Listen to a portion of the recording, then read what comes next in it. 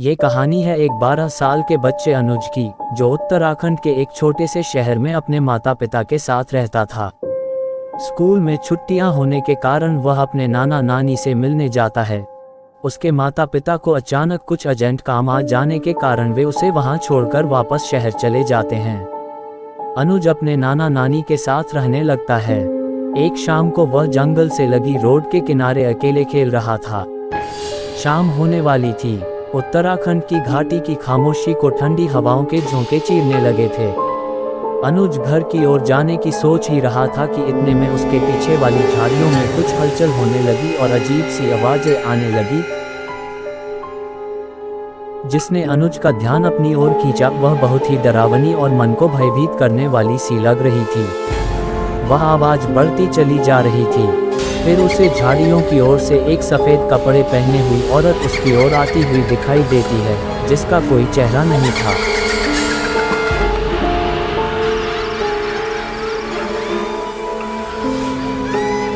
बिना चेहरे का शरीर और उसकी कर्कश डरावनी आवाज से अनुज के पैर उसी जगह पर जम से गए। अनुज डर के मारे वहां से हिल ही नहीं पा रहा था। फिर वह औरत अचानक से पीछे मुड़ी और झाड़ियों के अंधेरे में गायब हो गई। अनुज डर के मारे बेसुध सा वहां पर खड़ा कांप रहा था। थोड़ी देर में वह होश में आया और घर की ओर भागने लगा। कुछ देर तक अनुज को अपनी आंखों पर यकीन नहीं हो रहा था, उसकी हालत खराब थी। रास्ते में भागते हुए वह ये सोच रहा था कि उसने जो देखा क्या वह सच था। डर से उसका पूरा शरीर भट्टी की तरह तप रहा था। पसीने से कपड़े भीग चुके थे। भागते भागते बड़ी मुश्किल से अनुज घर पहुंचा और वह उसके साथ हुई घटना को अपने नाना नानी को सुनाने लगा। वह ठीक से बोल नहीं पा रहा था। बड़ी मुश्किल से उसने उस खौफनाक घटना को सुनाया। उसके नाना नानी उस घटना को सुनकर हैरान होने के साथ साथ रोने लगे। अनुज अपने नाना नानी के रोने को समझ नहीं पा रहा था। कुछ देर बाद अनुज की नानी ने अनुज को खाना खिलाया और उसके नाना बिना कुछ बताए घर से बाहर चले गए। उनके रोने और नाना के बाहर जाने के बारे में अनुज को कुछ नहीं बताया गया, हालांकि अनुज ने अपनी नानी से बार बार पूछा था। कुछ देर बाद उसके नाना घर वापस आ गए और अनुज को गले लगाकर फिर से रोने लगे। उसके नाना ने उसे बताया कि जो उसने जंगल में औरत देखी थी वह एक भयानक छलावा है। वह छलावा या आत्मा जो कटिमुंडी की तरह भटक रही है, जो अपना रंग रूप बदलकर शिकार करती है। उस कटिमुंडी आत्मा ने रूप बदलकर गांव के बहुत सारे लोगों को अपना शिकार बनाया है और इस बार उसने तुम्हें शिकार के रूप में चुना है। वह कटिमुंडी आत्मा जिसे भी शिकार बनाती है उसे वह पहले दिखाई देती है। यह उस आत्मा का शिकार करने के पहले शिकार को चिन्हित करने का तरीका है और जिसे वह शिकार के रूप में चुनती है वह कहाँ और कब गायब हो जाता है या मार दिया जाता है, किसी को कुछ पता नहीं चलता, क्योंकि बहुत ढूंढने पर भी उस व्यक्ति का कुछ पता नहीं चलता है, ना उसके कोई निशान ही मिलते हैं। केवल आखिरी बार जंगल से एक दर्दनाक चीख सुनाई देती है, फिर शमशान की तरह चारों ओर खामोशी छा जाती है। कई बार वह किसी बहाने से उस व्यक्ति को जंगल की ओर बुलाती है।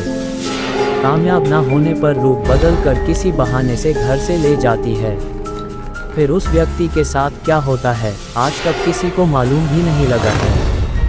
जो व्यक्ति आज तक उस आत्मा के नज़र में आया है वह बच नहीं पाया है और अनुज उसका अगला शिकार होने वाला है। अनुज के नाना फूट फूट कर रोने लगे और वह अपने अंदर साहस पैदा करके अनुज को कहने लगे कि बेटा, तुम्हें डरने की कोई आवश्यकता नहीं है, क्योंकि मैं पास के एक तांत्रिक से अभिमंत्रित लोबान लेकर आया हूँ जो आपकी बुरे साए से रक्षा करेगा। और मैंने आपके मम्मी पापा को भी फ़ोन कर दिया है, वह कल आ जाएंगे और तुम्हें यहाँ से ले जाएंगे। ये कहकर अनुज के नाना ने वह लोबान कमरे के कोने में जला दिया। लोबान जलाने के बाद अनुज के नाना ने कहा कि कमरे के अंदर जाने के बाद कुछ भी हो जाए पर दरवाज़ा नहीं खोलना है। ये कहकर नाना ने दरवाज़ा बंद कर दिया और फिर अनुज अंधेरे कमरे के कोने में बैठकर रोने लगा।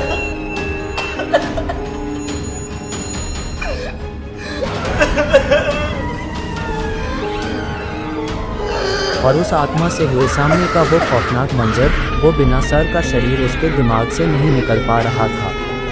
उसके कानों में वह खौफनाक आवाजें गूंज रही थीं, और उस अंधेरे कमरे में अकेले उसे बहुत ही ज्यादा डर लग रहा था। वह दिन होने का इंतजार कर रहा था। उसके ठीक 2 घंटे बाद रात के लगभग 12 बजे दरवाजा खटखटाने की बाहर से आवाज आई। अनुज बेटा, अब तुम बाहर आ सकते हो। अनुज बेटा, अब खतरा टल गया है, तुम बाहर आ सकते हो। अनुज बात को ध्यान से सुनने के लिए दरवाजे के पास चला जाता है।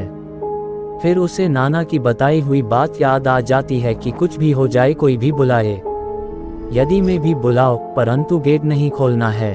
इतने में ही उसके कमरे में से बहुत गंदी बदबू आने लगती है। फिर उसने अचानक से पीछे मुड़कर देखा तो वह बदबू उसी लोबान से आ रही थी। अनुज बहुत घबरा जाता है। एक बार फिर गेट के बाहर से वही आवाज आती है, और वह इसी डर से वहां पर बेहोश होकर गिर जाता है। अगले दिन अनुज के माता पिता उसे वहां से ले जाते हैं। अनुज के सकुशल वापस जाने के बाद अनुज के नाना नानी चैन की सांस लेते हैं। उन्हें ऐसा लगता है कि वे अनुज को मौत के मुंह से बचा लाए हैं। अनुज के साथ घटी उस घटना के बाद लगभग 1 साल बीत जाता है। अब अनुज उस सदमे से बाहर निकल चुका है, लेकिन वह फिर कभी अपने नाना नानी के पास नहीं जाता। हालांकि उसका अपने नाना नानी से गहरा लगाव है, परंतु उसके घरवाले मानते हैं कि वह अभी तक पूरी तरह से ठीक नहीं है। इसलिए अनुज के पिता गांव जाकर नियम से वह लोबान लाते हैं, जिसे उसके नाना अपने घर पर जलाया करते थे। अनुज के पिता इसे अपने घर में प्रतिदिन सुबह जलाते हैं। फिर एक दिन अचानक अनुज की नानी का फोन आया और उसे बताया गया कि उसके नाना की तबीयत खराब है। उसने तुरंत अपने माता पिता के साथ उनके पास जाने का निर्णय लिया। नाना के खराब स्वास्थ्य की खबर से अनुज और उसके माता पिता पिछली घटनाओं को भूल जाते हैं और गांव के लिए निकल जाते हैं। लेकिन जब अनुज वहां पहुंचा तो उसे या उसके परिवार को यह आभास भी नहीं हुआ कि वह साया अभी भी उसके ऊपर छाया हुआ था। एक दिन किसी बहाने से उस छलावा कटी मुंडी आत्मा ने अनुज को जंगल की ओर बुलाया। अनुज बेसुध होकर जंगल की ओर चला गया, और फिर एक दर्दनाक चीख सुनाई देती है। उसके बाद अनुज का क्या हुआ वह कहाँ चला गया कोई नहीं जानता। गांव वाले तो समझ जाते हैं, लेकिन अनुज की माँ और उसके पिता इस बात को मानने को तैयार नहीं होते। वो आज भी इंतजार कर रहे हैं। आपको यदि हॉरर कहानियाँ पसंद है और आप हॉरर कहानियों में दिलचस्पी रखते हैं तो कमेंट में बताएं।